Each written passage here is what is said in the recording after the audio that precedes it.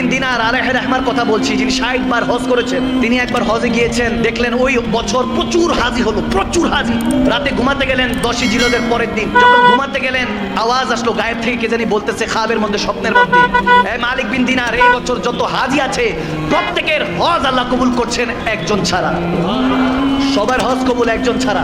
তখন মালিক বিন দিনার খাবে স্বপ্নে জিজ্ঞেস করছেন, হুইজি কে সে? তখন আওয়াজ আসতেছে মুহাম্মদ বিন হারুন বলখি আলাইহি রাহমা। এক আল্লাহওয়ালার কথা বলছেন যে হারুন বলখির হজ আল্লাহ কবুল করে নাই, তার মুখে মেরে দিয়েছে। তো যখন এই অবস্থা হয়েছে, বলতেছে তাকে গিয়ে জানান। মালিক বিন দিনার ঘুম থেকে উঠলেন, ফজর নামাজ পড়লেন, পূজা শুরু করলেন। এখন যারা হজে গিয়েছে তারা এই বিষয়গুলি জানে যে এক একটা তাবুক আলাদা থাকে। বাংলাদেশ থেকে যারা যায় তাদের তাবুক আলাদা, যারা ইয়ামান থেকে যায়, মিশর থেকে যায় তাদের তাবুক আলাদা, হিন্দুস্তান থেকে পাকিস্তান থেকে যায় তাবুক আলাদা। এক একটা দেশের এক একটা আলাদা আলাদা গোত্র আছে।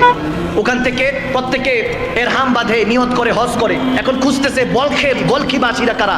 খুঁজতে খুঁজতে এক জায়গায় যখন দেখলো ওখানে বলখি লেখা, বলখবাসীরা, ওখানে গিয়ে জিজ্ঞেস করছে হারুন বলখিকে চিনেন? বলে হ্যাঁ চিনি, কিন্তু অনেক বড় আল্লাহওয়ালা, পরেজগার বান্দা।